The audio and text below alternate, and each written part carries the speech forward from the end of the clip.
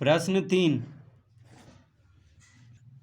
यदि एक आयत की लंबाई 42 मीटर और चौड़ाई 30 मीटर हो तो लंबाई और चौड़ाई का अनुपात ज्ञात कीजिए। चौड़ाई और लंबाई का अनुपात क्या होगा? तो यहाँ पे दिया हुआ है आयत की लंबाई, आयत की लंबाई है 42 मीटर और आयत की चौड़ाई है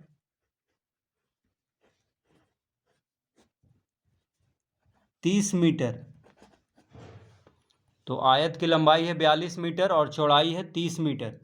तो लंबाई और चौड़ाई का अनुपात पूछ रहा है, तो लिखेंगे अतः अनुपात बराबर, तो लंबाई और चौड़ाई कह रहा है इसीलिए लंबाई को ऊपर लिखेंगे और चौड़ाई को नीचे, दोनों मीटर में है। तो 42/30। अब देखिए 42 और 30 2 से कट जाता है, 2 से भी कट जाता है और 6 से भी देखिए दोनों कटता है, तो 6 से ही काटेंगे, ठीक है, क्योंकि 2 से काटेंगे तो फिर काटना होगा, इसीलिए डायरेक्ट इसको 6 से काट देते हैं। 6 पचे 30, 6 सते 42, तो 6 पचे 30 कट गया, 6 सते 42, यानी आ गया 7/5। तो इसका अनुपात हो गया 7/5। तो लंबाई और चौड़ाई का अनुपात कितना हो गया? 7/5। अब कह रहा है चौड़ाई और लंबाई का अनुपात, तो फिर से लिखेंगे,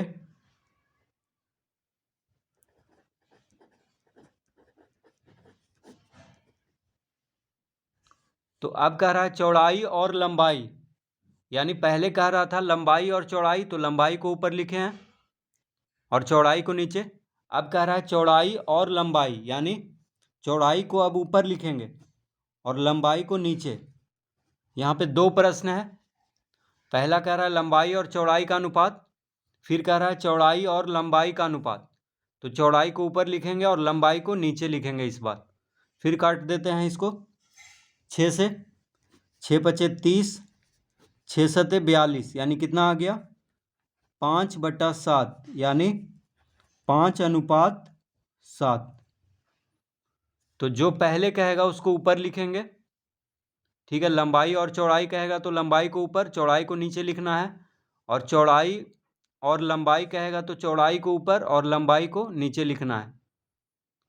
तो दोनों का अनुपात आ गया है,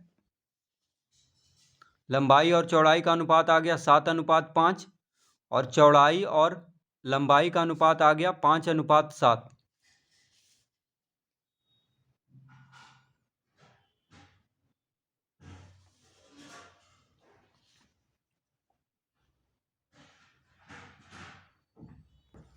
प्रश्न 4, किसी परीक्षा में 117 परीक्षार्थियों में से 65 असफल हो गए। पहला, सफल परीक्षार्थियों और असफल परीक्षार्थियों की संख्याओं का अनुपात क्या है?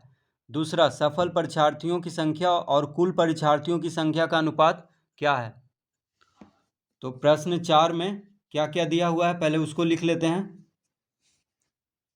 तो कह रहा है किसी परीक्षा में 117 परीक्षार्थियों भाग लिया है, तो लिखेंगे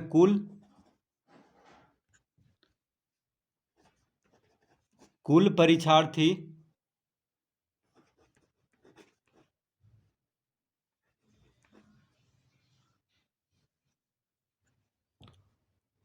कुल परीक्षार्थी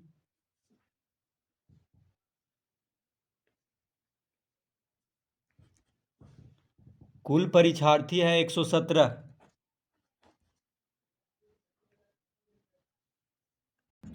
तो कुल परीक्षार्थी है 117 और असफल है,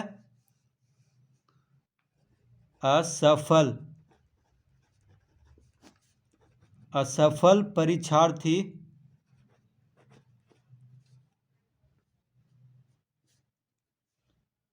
है 65।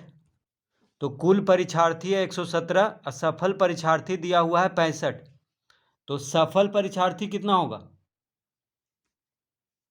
तो लिखेंगे अतः सफल परीक्षार्थी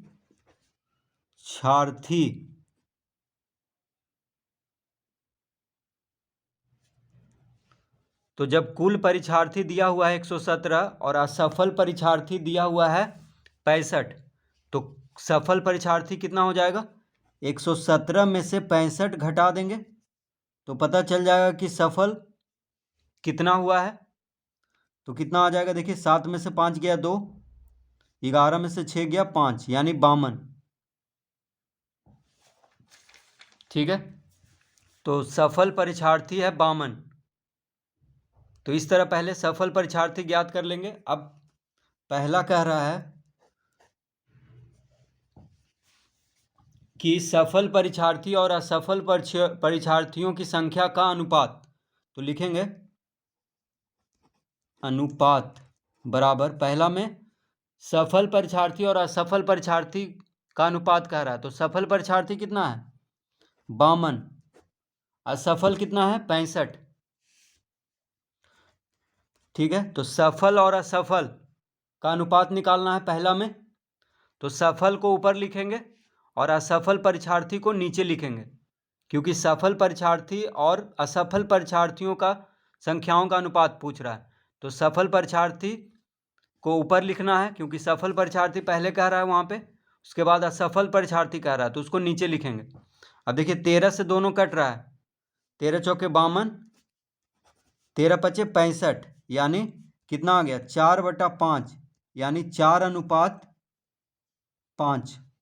ये आ गया पहला का उत्तर। ठीक है, तो सफल और असफल परीक्षार्थियों का अनुपात है 4:5।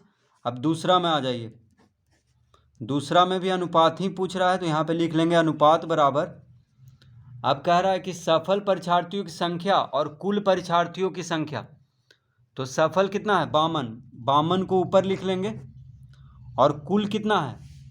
देखिए कुल परीक्षार्थी 117, तो 117 को नीचे लिखेंगे।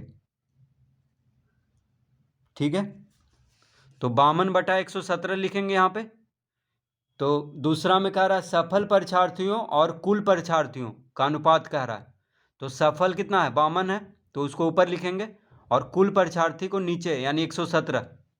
देखिए 13 से ये भी कट रहा है, 13 चौके 52, 13 नमा 117, तो कितना आ गया? 4/9 आया, यानी 4:9। तो पहला में सफल और असफल का अनुपात है 4:5, और दूसरा में सफल और कुल, सफल परीक्षार्थी और कुल परीक्षार्थी का अनुपात है 4:9। तो इस तरह से प्रश्न 4 हल करेंगे।